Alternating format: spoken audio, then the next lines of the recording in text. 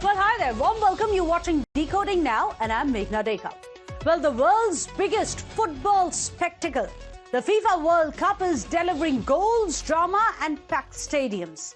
But it's the off-field headlines that are stealing the thunder of the beautiful game. Is US President Donald Trump afraid that he will get booed at FIFA? Is there one common enemy to all the 48 teams? And what's the Viking chant that's going viral? Well, we decode the top 6 controversies that have FIFA on the back foot this season. First up, why did Donald Trump skip the Team USA's opening FIFA Cup match? This one was against Paraguay. Well, the decision is raising eyebrows just days after the president faced loud boos during his appearance at the NBA final at New York. In fact, did he skip the FIFA match to avoid a redux of being booed again, this time at FIFA? Well, remember, Trump was widely expected to attend the World Cup opener in Los Angeles. After all, it is the tradition which is followed by the president of all the host nations to be present during the first and opening cup match. So what you can see on your screens, however, we are going to go back to the visual, the right visual of President Trump being booed at the NBA. There you have it on your screens, the controversial Madison Square Garden appearance where fans booed him during Game 3 of the NBA Finals. Watch this.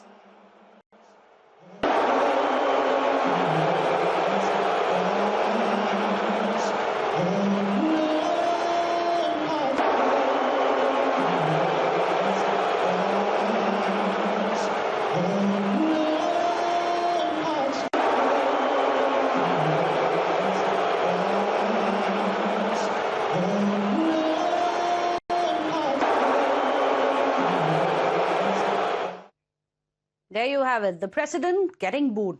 But clearly, the war has cast its shadow over the World Cup. After all, this is the first time that the host country is in the midst of an active war with one of the invited nations. While Trump may have gone MIA, the Iranian team has grabbed the headlines, especially with this handwritten note that you can see on your screens, which stated that Iran arrived in Los Angeles with pride, competed with honor, and was departing with dignity. In fact, you can see that on your screens. I'm going to read out some of the excerpts from it.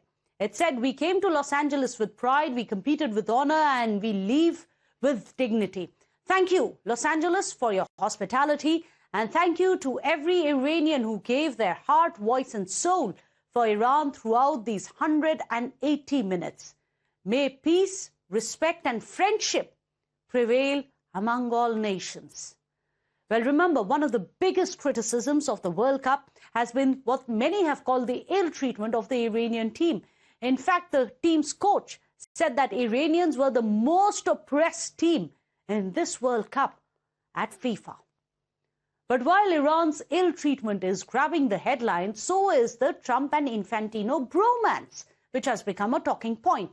Well, critics are saying that the FIFA's president, Infantino, whom you can see there with President Trump, appears to be a bit too close to a sitting US president, especially that of a host nation. Well, this is raising questions about the independence of FIFA, whether it continues to work in a bipartisan manner, while the United States is co-hosting this entire World Cup. Remember, Infantino has made multiple appearances with Trump. He's praised his support for the tournament and has confirmed that Trump will be presenting the World Cup trophy. In fact, Infantino also has awarded Trump the FIFA Peace Prize. The Peace Prize was given by FIFA after President Trump failed to get the Nobel Peace Prize. You can see that on your screens. So there are, of course, detractors who are arguing that the optics really blur the line between sports and politics. The two of them are not connected, creating a perceived conflict of interest when there isn't. Well, that's what the defenders are saying. FIFA has in fact gone out and insisted that it works with the host governments of every political stripe and says that close coordination does not mean political endorsement. That just because closely you have the FIFA chief Infantino working with Donald Trump doesn't mean that it is political endorsement of his politics. Well, you figure. Moving on. to another big controversy which is dominating the headlines. Well, there are 28 competing teams, but only one common enemy, the American summer. Roughly a quarter of this tournament, which is 104 matches, are being played in cities where temperatures are likely to exceed that of 26 degrees Celsius threshold. 5 matches are expected to breach the 28-degree mark. In fact, England's Declan Rice was scolded by his mother for turning up to the event's photo shoot when he was sunburned. Then you have Barcelona's Pedri as well as Gavi. They trained in ice vests. The German coach, meanwhile, had banned his players from retreating into the AC. He was worried that they will not be able to acclimatize to the heat if they continue sitting in the AC. So many of the players were actually seen training even without their jerseys because it was simply too hot in this American summer. Well, clearly they're not cricketers of India. Well, 33 matches, 58% of the matches, that is, were played in the afternoon, peak afternoon, which is 5 p.m. or else later. The remaining 24 matches, which is roughly 42% of these, were played in the evenings, which is 6 p.m. or later. Many are saying those are actually a bit cooler than what the afternoon matches are. So that, of course, is the heat wave. So while there are concerns about this heat wave, there are fans who are irked about the hydration break.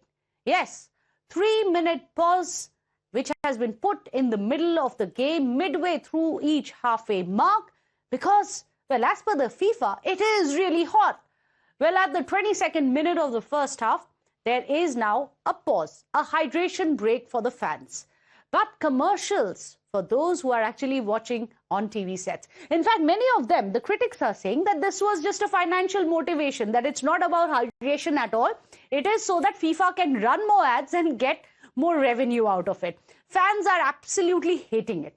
It also impacts, many are saying, the players' momentum as well as the rhythm. But the FIFA chief, of course, says that it is purely a sporting manner to ensure that everyone's hydrated to the best. Lastly, the biggest viral moment. There you have it on your screens. I'm sure all of you recognize it by now. You don't even have to watch the matches because this is literally the most viral thing that you can see on social media of the last week. So far from the ongoing FIFA World Cup, you have the big old Viking row. Yes, that's right. The Norwegian Viking row. It is everywhere, literally everywhere. There's also a row over it.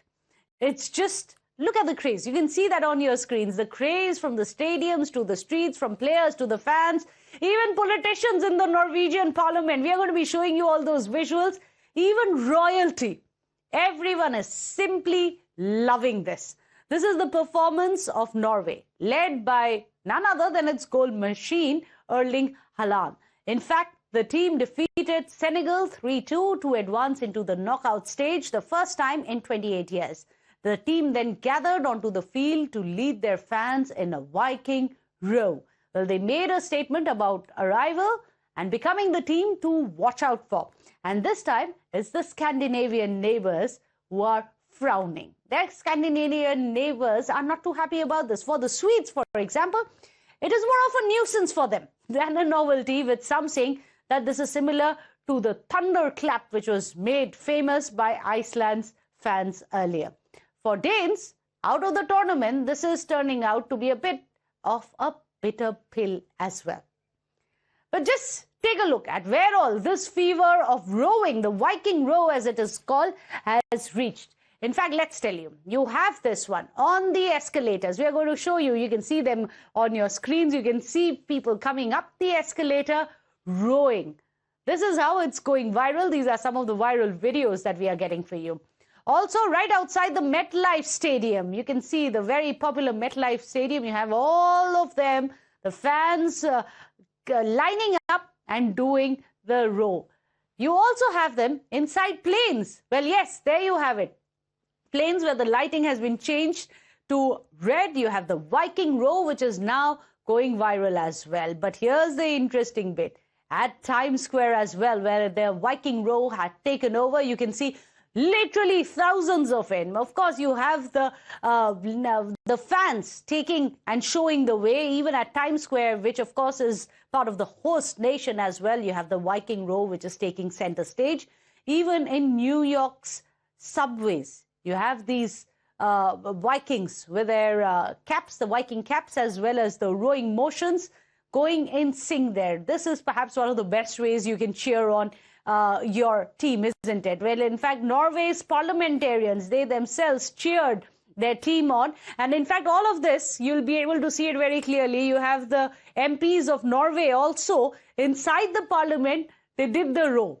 This was supposed to be encouragement for the Norwegian team.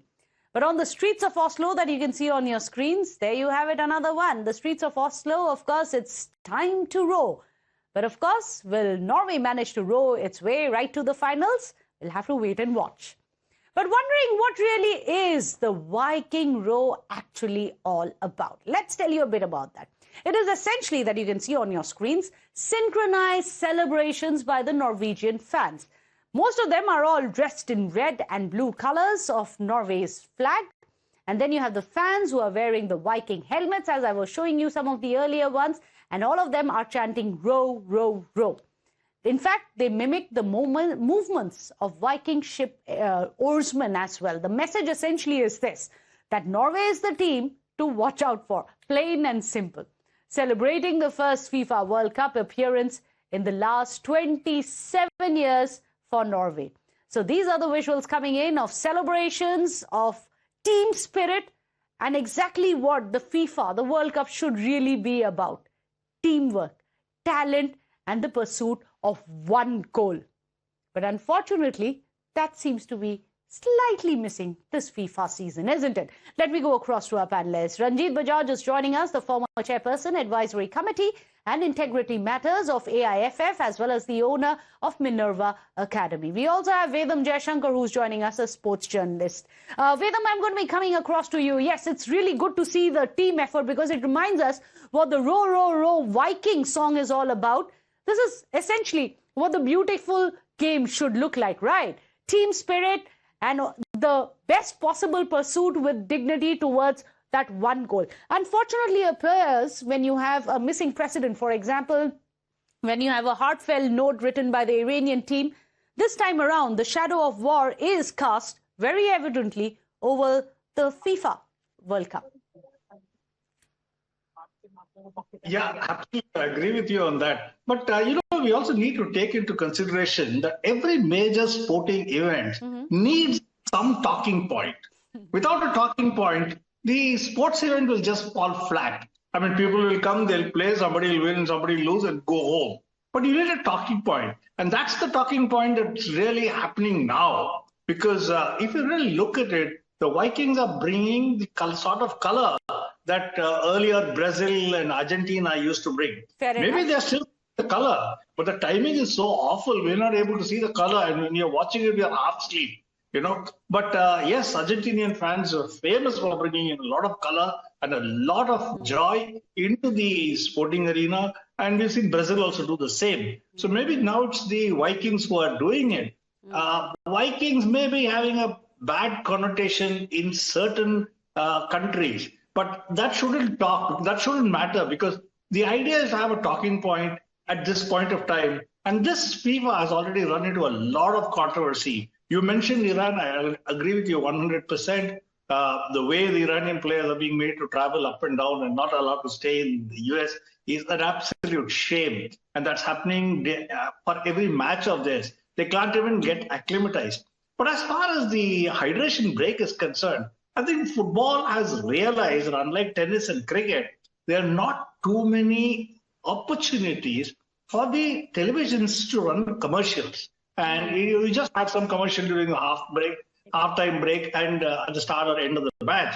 But then people are busy, filling up their drink or getting their food and things like that. So they were losing out. So hydration break is an excuse. But let's also not forget that most of the stadia in the United States are air-conditioned. They're very well handled. They're air-conditioned, and they are not that oppressive heat which you find outside. So especially places like Texas and Houston, where it can be horribly hot, it's not that bad, and it is being air-conditioned. So I think when you look at it, FIFA has tried to cater to everybody, but maybe they're falling short in some places. I certainly believe they're falling short as far as Iran is concerned. And also some of the other teams could be aggrieved at the way it's happening. But otherwise, I think it's a great thing to have a lot of talking points in a tournament of this magnitude. Well, absolutely. I'm going to come back to you and talk about the bromance also, Vedam, which seems to be brewing between President Trump and the FIFA chief. If that actually ends in some kind of a conflict and the way perhaps why Iran was treated the way it was. But Ranjit Bajaj, this is something that Vedam touched upon.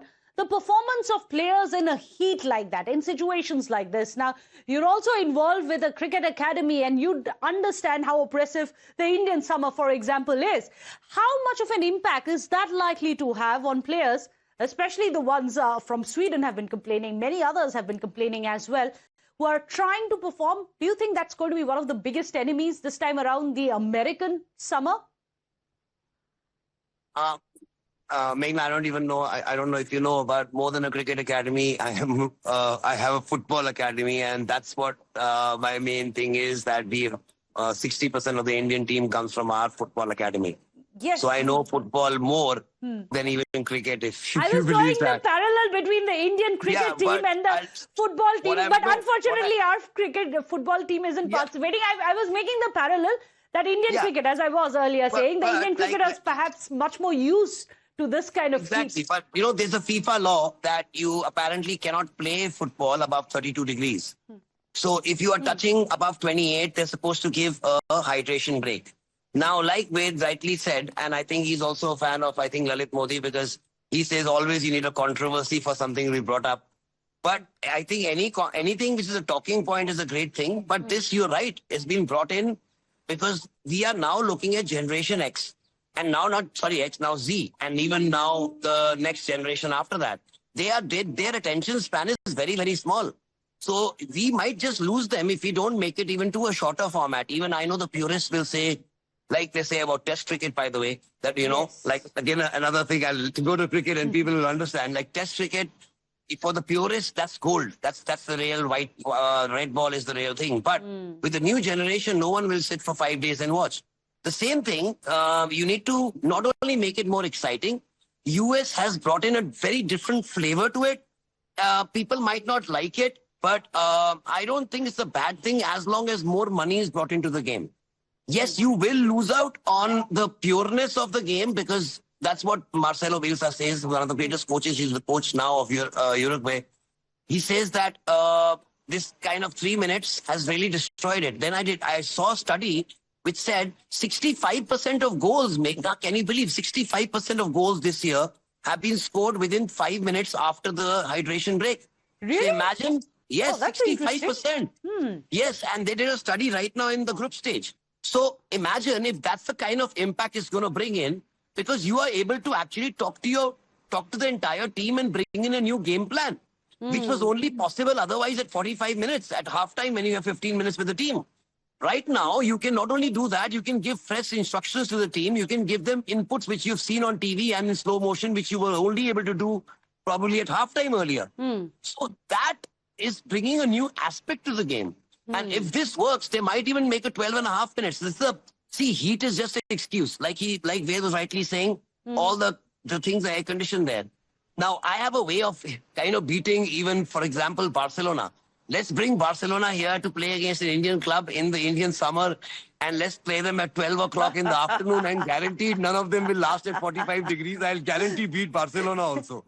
So we Indians are really used to it. In fact, Bolivia used to take their teams to the highest possible point at 11,000 feet and play them. So you play to your advantages. So in fact, I think if India ever hosts the World Cup, we should be doing it in Rajasthan. Wow. And have all the advantage for us. Yeah, that'll be a truly one to watch out for.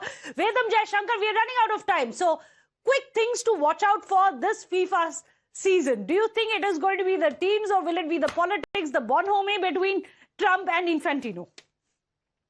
No, I think Trump, there's no point in even trying to outguess Trump because he keeps changing his mind every second day. It depends on which side of the bed he gets up in. So I don't even want to do that. But what I want to say is, there's a lot of technology which has come in today, which is very useful. When I said today, it's been there for some time, but it's being used by sport.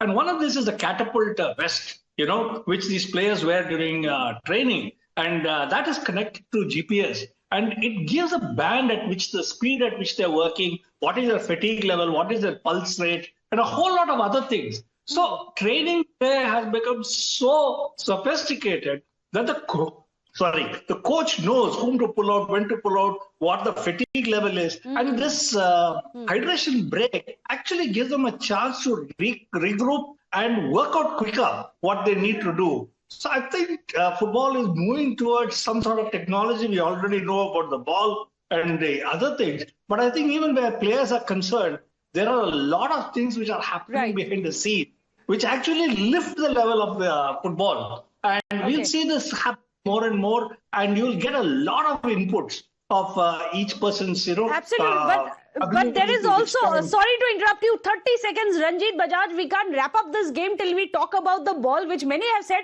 it's unpredictable. Is that true? Is that possible? What's an unpredictable ball? I would say football is very unpredictable. The game itself is very unpredictable. So having a ball which is unpredictable is no big deal. See, this happens every time, every 4 years. The ball is new, and till the time the world gets used to it, it's always going to be different than the old ball. That's always going to happen because it's being made in a new way and in a new atmosphere. But I would say it's not that unpredictable as 8 years ago when the ball was actually moving around. It's not moving around. It's giving the same pathway. The goalkeepers have never complained about it till now. So as long as the goalkeepers are not complaining about it, I don't think there's a problem. Okay, there's no problem till there are complaints. But what's interesting is how it's skill meets tech, but also meets controversies and the war shadow. It'll be an interesting season to watch out for. We're already started it, kicked off the right way. Hopefully, it is going to be all about making football great again this season. Thank you so much, Ranjit Bajaj, as well as Vedam, for joining us here on the show. We wrap up Decoding Now.